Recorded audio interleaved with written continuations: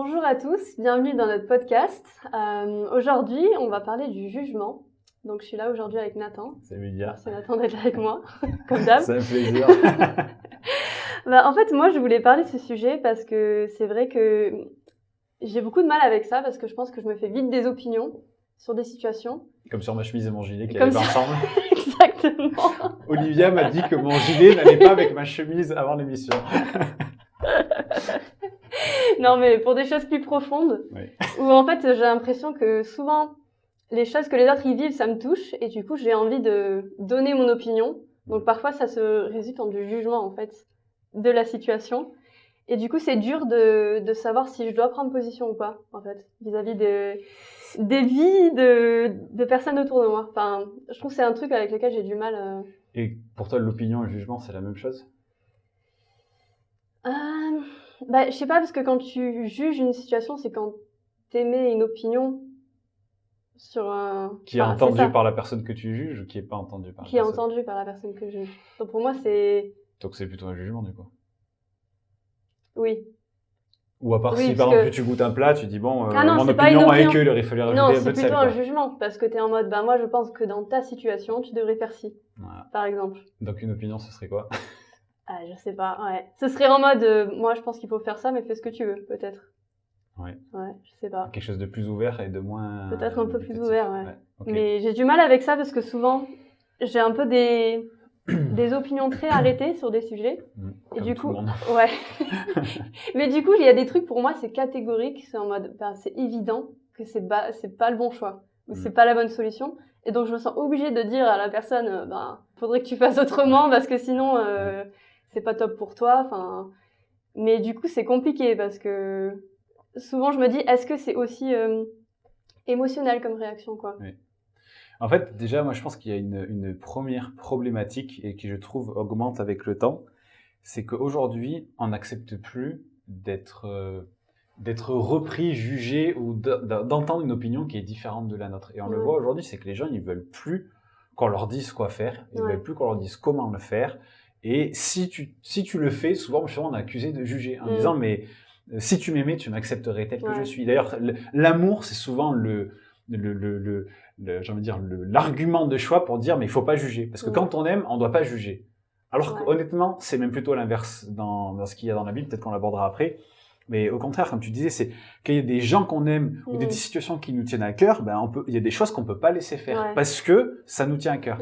Maintenant, la question, c'est comment, dans le jugement que j'émets, je sais si c'est juste ou si c'est pas juste. Parce qu'en fait, le problème, c'est qu'on peut très facilement... Tu disais, il y a des situations pour moi, c'est comme ça. Mais pourquoi, en fait? Qu'est-ce qui fait qu'Olivia, elle arrive à un point, elle dit que cette situation, elle est comme ça? Parce qu'en fait, tu as grandi dans un certain environnement, avec une certaine éducation, tu as eu des luttes, des combats, des traumatismes qui font que non, c'est inacceptable. Mais il y en a pour d'autres qui n'ont pas vécu ça. Donc en fait, la question, c'est qui a raison? Et si d'ailleurs on émet un jugement ou une opinion à quelqu'un qui n'est pas prêt à l'entendre, je sais pas si c'était déjà arrivé, mais ça peut casser véritablement des relations avec les gens. Parce qu'en fait, les gens ils disent mais tu me connais pas, ou tu me comprends pas, ou tu veux pas me comprendre, et tu sais quoi, puisque c'est comme ça, on arrête. Donc en fait, il y a cette espèce d'état d'esprit qui se développe dans la société dans laquelle on vit, et soyons honnêtes même dans l'église, qui fait qu'en fait on peut plus rien dire à personne. Maintenant, la question, en fait, c'est qu'est-ce que Dieu dit de ça? Et qu'est-ce que la Bible dit de ça? Je sais pas quelle est ton opinion là-dessus. Est-ce que tu crois qu'on est appelé à juger?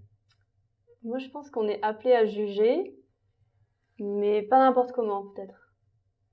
Parce qu'après, il y a des passages dans la Bible qui disent que si ton frère est dans le péché, ou etc., ou il s'égare, reprends-le. Donc, moi, je le prends en mode, si je sais que j'ai un ami ou quelqu'un qui... Tu l'as déjà fait, ça? Ouais. Et on l'a déjà souvent. C'est souvent. Et on te l'a déjà fait? C'est-à-dire, est-ce qu'on m'a déjà repris? Oui. Et tu l'as bien vécu? Ça dépend. Ça dépend. Mais... Est-ce qu'il y a des fois tu l'as pas bien vécu?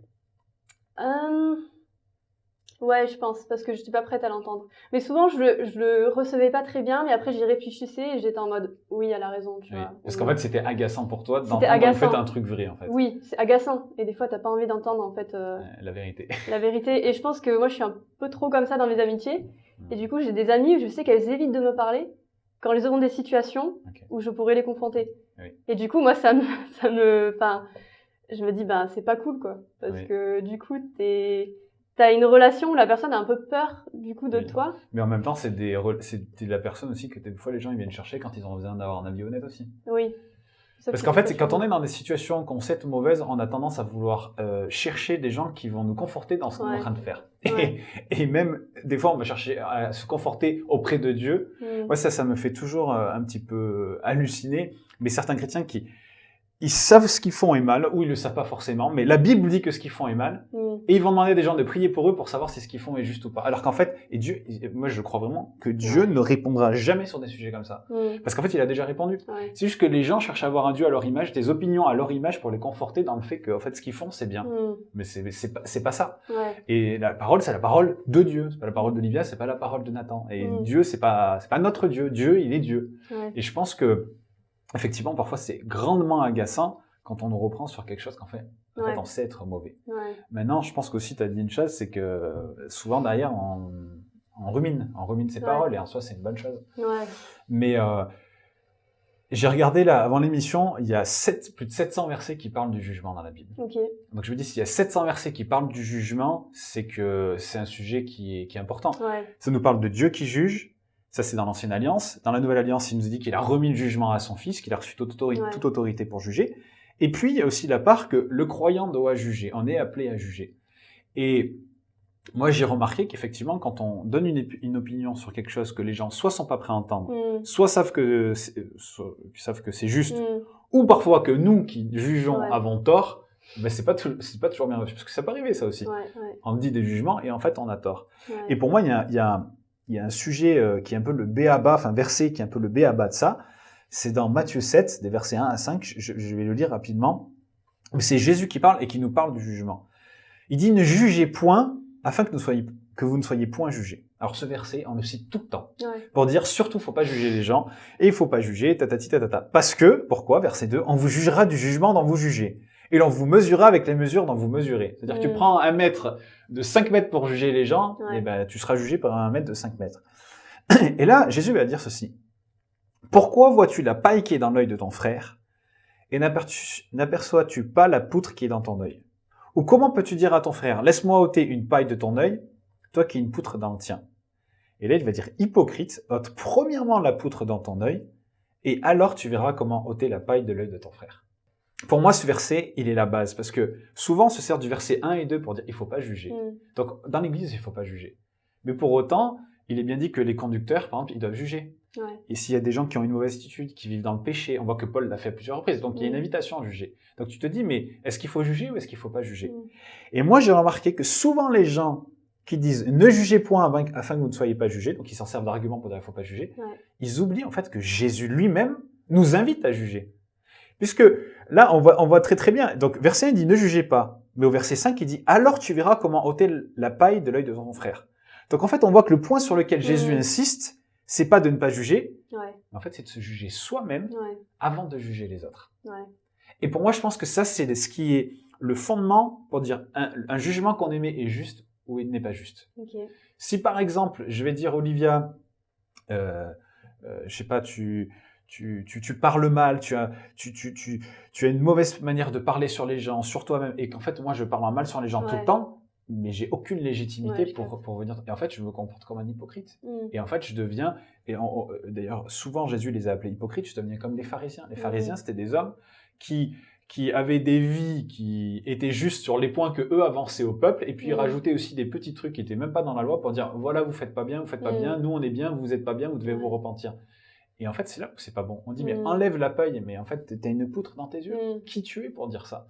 Et moi, je pense qu'il y a beaucoup de gens, des fois, ils acceptent pas le jugement parce qu'il est donné par des personnes qui n'ont pas de légitimité pour le donner. Oui, je comprends. Moi, ça m'est déjà arrivé, de recevoir des jugements de personnes où tu te dis, oui. Et moi, je veux dire que ça m'arrive, et ça m'arrive parfois aussi bien trop souvent, en fait, d'en donner alors qu'on devrait pas. Parce qu'en fait, on a toujours ce sentiment de justice. On est justicier de la vérité, quoi. Ah, il faut que la vérité soit dite. Mais toutes les vérités sont pas toujours bonnes à dire, et puis tout le monde n'est pas toujours prêt à recevoir ce que tu as à dire.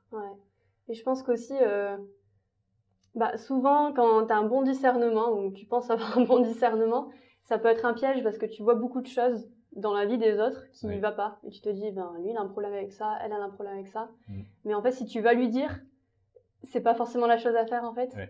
Et moi, je m'en suis rendu compte plusieurs fois que il y a des choses que j'avais vues chez quelqu'un et je l'ai pas dit. Et en fait, j'ai prié pour la personne et ça s'est arrangé tout seul. Ouais. Et je me dis, si je serais allée voir la personne et lui dire, ça aurait rien fait, ça aurait été destructeur. C'est très fort ce que tu dis, parce qu'en fait, il y a aussi parfois des choses que Dieu nous donne de remarquer, ou nous donne la sagesse de voir, pas forcément pour qu'on aille nourrir notre bouche et parler dans la vie de la personne, mais en fait pour qu'on prie.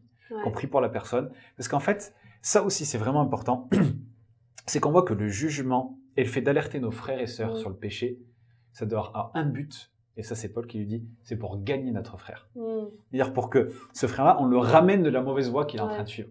Mais si on y va, on accable la personne, on lui dit, t'es nul, t'es ci, t'es ça, t'y arriveras pas, ce que tu fais, c'est pas juste, en fait, on ne gagne pas notre frère, on le perd. Et dans ce cas, c'est un jugement qui a été fait pour les mauvaises raisons. À un moment donné, des fois, c'est juste pour faire valoir que, oh, regarde-moi comment ma vie, elle est bien, et toi, ta vie, elle est pas bien, et ça va pas. Et moi, je pense qu'on doit refuser tout jugement qui n'est pas donné avec la solution de nous rétablir. Un jugement, il est là pour gagner la personne. Si la personne, elle n'est pas gagnée, on lui donne pas le moyen d'être gagnée, alors moi, je pense qu'on devrait fermer notre bouche. Et comme tu dis, des fois, ça peut être pas forcément parler, mais ça peut être de simplement dire les choses. Tu vois, je pense à une situation dans l'église qu'on voit souvent, quand on voit dans certains milieux d'église, c'est par exemple, on interdit à des gens dans l'assemblée de ne pas prendre la Sainte Seine. Moi, je suis allé dans des églises où il fallait écrire un courrier pour dire « Regardez, que ma vie, elle est bien », ou quelqu'un me recommande pour dire « Voilà, il peut prendre la Sainte Seine ». Mais pour moi, bon, ça, c'est complètement déformé. C'est-à-dire que les responsables d'église se mettent en fait à fliquer la vie des gens pour dire « Toi, tu es digne, toi, tu es pas digne de prendre la Sainte Seine ». Or, c'est pas ce qu'il nous est dit dans la Bible. Il nous est dit qu'il faut inviter les gens à juger leur vie, donc à contempler leur propre vie, dire est-ce que, eux-mêmes, est-ce que moi j'ai des poutres, est-ce que j'ai des pailles dans ma vie? Et après, on a tous des poutres et des pailles dans nos vies. Maintenant, est-ce qu'on a l'attitude de vouloir les changer et de demander à Dieu de nous aider à les ôter de nos vies? Ou en fait, est-ce qu'on vit en disant, ah, mais cette poutre, c'est bien bon. Et c'est là c'est là où il nous est dit un grand avertissement, c'est si vous avez des poutres dans votre vie et que vous êtes OK avec ces poutres et que ça vous dérange pas de les avoir, alors vous prenez le repas du Seigneur comme un jugement contre vous-même. Et là, honnêtement, moi, je pense que des églises où il y a des comportements comme ça, et où il n'y a rien qui est fait de la part des responsables, mais honte à ces responsables. Et honte aussi à ces personnes de se complaire dans le péché. Parce que c'est pas juste. Des gens qui vivent dans le concubinage, qui sont dans des problèmes de péché et qui sont OK avec ça et qui en parlent comme si c'était une chose banale, non. Et c'est là où, on doit émettre un jugement. Parce que notre frère, il est en train de se perdre. Mais je pense aussi de se dire, est-ce que mon jugement, je le fais dans l'amour aussi? Et que si... Par exemple, t'as pas assez d'amour pour prier pour la personne, est-ce que t'as assez d'amour pour lui en parler? Parce que je trouve des fois c'est plus facile d'aller voir la personne et de lui dire, mais attends, est-ce que j'ai assez de compassion en fait, de me dire en fait j'ai pas besoin qu'on voit que je suis quelqu'un qui, tu vois, qui a des principes moraux ou j'en sais rien, mais que en fait c'est entre moi et Dieu, et que c'est pour Dieu, c'est pas pour mon propre ego en fait. Mais moi, je pense que quand même, c'est vraiment important parce que même on voit qu'il y a différents degrés. Même Paul, il dit par exemple, il y a un frère, tu le reprends. Il veut pas écouter, tu vas avec un autre frère. Pour en fait donner de la légitimité à ton jugement. Parce que, en toute logique, si on se trompe dans le jugement qu'on va dire à la personne et que la personne nous rejette et qu'on va voir un autre frère, l'autre frère, il peut nous dire, non, mais en fait, t'as complètement faux, t'aurais pas dû le juger. Mais si t'as l'autre frère qui est d'accord, alors tu y vas avec ton frère. Et à ce moment-là, la personne, ça a plus de légitimité parce que dit, regarde, on est quand même deux à le penser. Il dit, s'il refuse, alors tu le reprends devant l'assemblée. Et si devant l'assemblée, il n'est pas d'accord, dans ce cas, qu'il soit mis dehors. Mais en fait, on voit qu'il y a cette graduation qui se fait en disant, mais c'est tellement important que ton frère se perde pas. En fait, c'est ça, comme tu dis, il faut qu'il y ait cet amour parce que, en fait, à la base de tout, c'est, je suis en train de perdre mon frère. Et il est en train de se perdre. Ou il est en train de se faire du mal. Il est en train de se faire du mal, ou il est en train de faire du mal à sa famille, ou à ses enfants, ou à ses amis. Et c'est pas juste. Et c'est là où on voit quand même l'amour doit être la base de tout. Et puis il y a aussi des fois des discernements pour se protéger ou protéger l'assemblée, pour protéger une famille. Des fois, souvent aujourd'hui, mais par tous les enseignements qu'il y a, des courants de pensée en disant ça c'est ok, c'est pas ok. À un moment donné, Dieu nous appelle à faire preuve de discernement et à dire j'accepte cet enseignement ou je refuse cet enseignement. Et sur la base de quoi, on peut aussi en parler à d'autres. Donc c'est pas aussi faire des commérages. Parce que là aussi, il y a une notion. C'est je juge et je vais voir la personne. Mais il y a des gens, ils jugent pas, ils jugent dans leur tête la personne, Ils vont pas en parler à la personne, par Ouais. contre, ils vont en parler aux copains et aux copines en disant « Ah, je sais ça, et regarde, mais c'est pas possible, ils devraient pas faire ça. Ouais. » Ça, c'est pas du jugement, ça s'appelle des commérages. Ouais. Et ça, c'est un truc qui me frustre. Mais- Après, je vais pas faire la meuf qui en fait jamais, parce que bon, personne n'est parfait, mais je pense que dans le monde chrétien, enfin, j'ai souvent vu ce truc en mode, faut vraiment prier pour Jacques, parce que Jacques, il a des gros soucis. Ah ouais, c'est quoi ces soucis? Et tu déballes, et tu déballes, et tu déballes, et en fait, tu pries pas pour lui, en fait. C'est ça. Tu sais très bien que la Enveloppé, personne, elle va pas rentrer chez elle et prier pour Jacques, en fait. C'est ça. Enfin, c'est enveloppé d'une c'est pseudo-spiritualité en disant pauvre Jacques, mais en fait, pauvre Jacques, il est en train de se Jacques. faire clouer des clous par derrière, il a rien demandé, C'est pauvre ça, Jacques. si tu pensais vraiment pauvre Jacques, ben, t'irais voir Jacques toi-même, Ouais. tu prierais pour Et Jacques tu toi-même, prierais pour- tu partagerais pas avec tes potes qui, tu sais, sont des bons Ouais. camarades de commérage, quoi. C'est ça. Et puis, il y a une espèce de... Les commérages, c'est quelque chose de terrible parce que les gens, ils assouvissent. Il y a un tel plaisir. Et pourquoi il y a un tel plaisir? Parce qu'en fait, en diminuant ce pauvre Jacques, Ouais, qu'est-ce qu'ils font? En fait, ils s'élèvent. ouais. Et en fait, oh, que ça fait du bien de parler en mal sur tout le monde parce que, oh là là, mais qu'est-ce que nous, on Nous, est on bien. est mieux. On hein. est mieux. Et c'est ce que faisaient encore une fois les pharisiens. Et Ouais. Jésus les appelle race de vipères. Parce qu'en Ouais. fait, c'est agir comme une vipère, comme un serpent, faire ça. C'est ce que fait le diable. Le Mm. diable qui est appelé le serpent, il est l'accusateur des frères. Et en fait, quand on fait ça, on se retrouve à accuser nos frères et à se retrouver dans le jeu du diable. Ouais. Or, c'est pas ça. Encore une fois, c'est de rétablir Jacques. Mm. C'est pas de C'est mettre ça. Jacques encore plus bas que terre que ce qu'il est déjà, ce pauvre Jacques.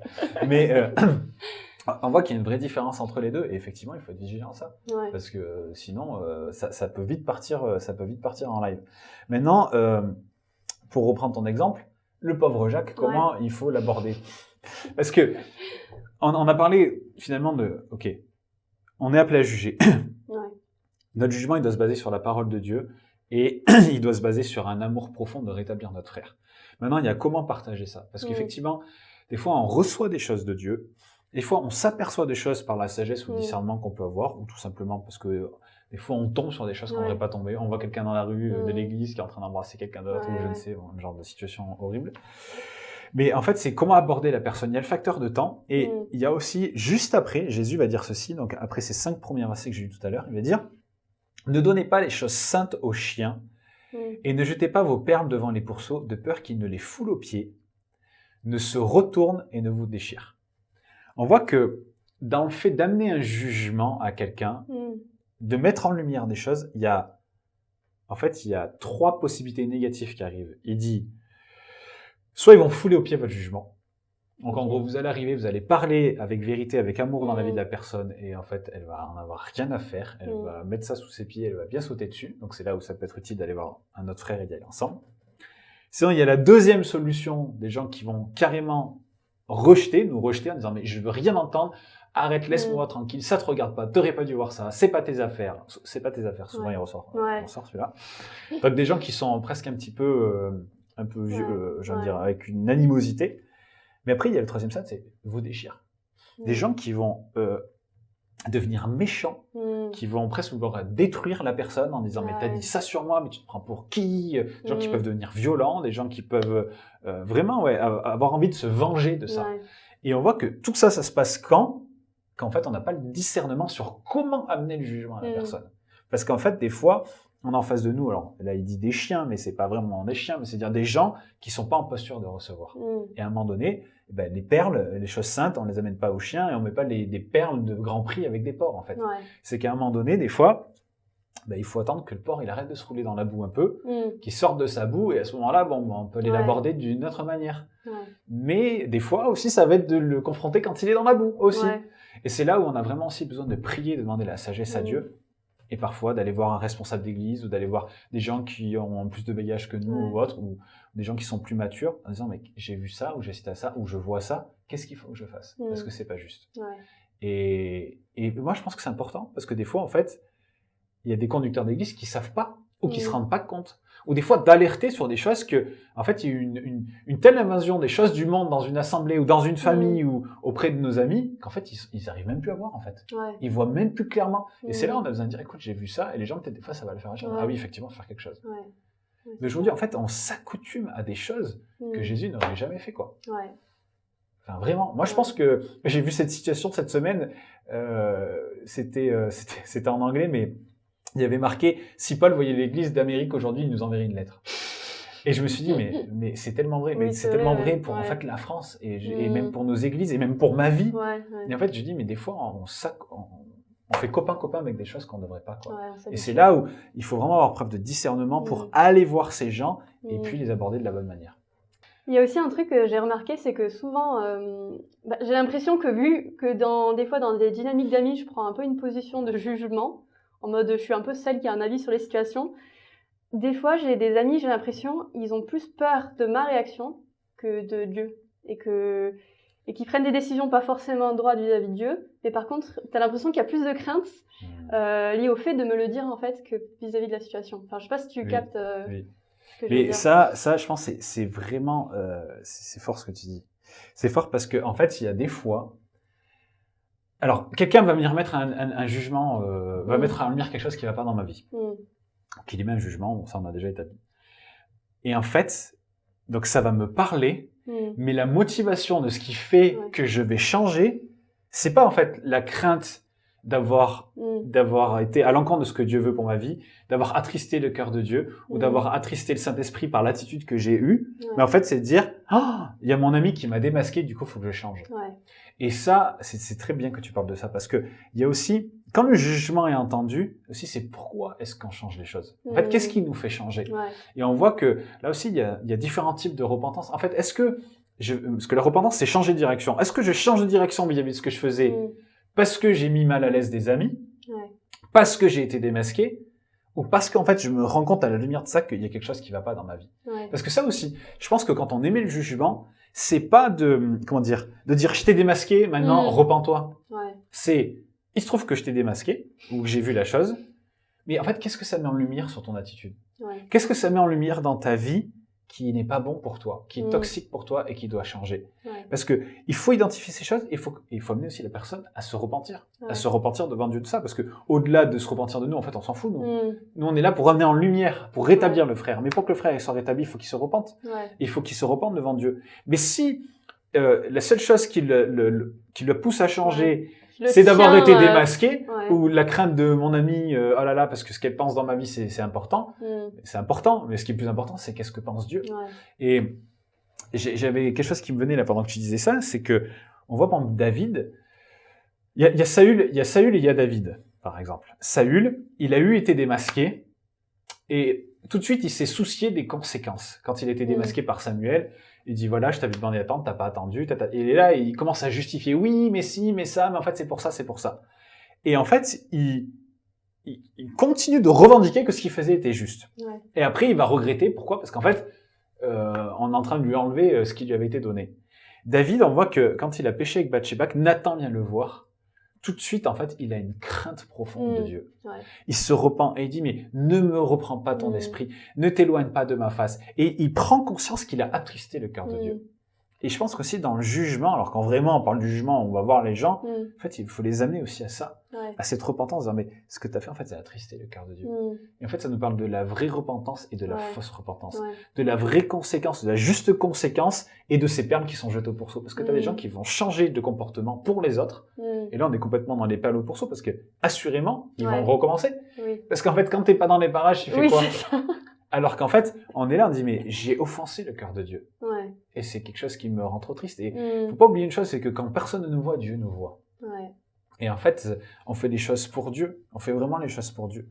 Donc après, il y a ces jugements-là, qui sont vraiment, voilà, quand on parle à des gens, qu'on va juger les gens, qu'on va mettre en lumière les choses, ceux-là, ils sont quand même plus rares. Mais je pense que de manière, je veux dire presque pour conclure, ce qu'il faut qu'on se souvienne, c'est qu'en fait, il faut pas qu'on établisse nos propres normes dans nos jugements des situations, des gens, des vies des gens, et même de nos propres vies d'ailleurs, parce qu'il y a des gens, des fois, ils s'automutilent à coup de jugement en disant « je suis pas assez bien, je suis ci, je suis ça », c'est pas juste non plus, mais de vraiment prendre la parole de Dieu comme norme et de pas rentrer dans ce que faisaient les pharisiens. Et la deuxième chose, c'est avant d'aller juger une personne, d'aller juger la paille de notre frère, il faut vraiment qu'on prenne le temps d'analyser, sinon on a des poutres dans nos vies.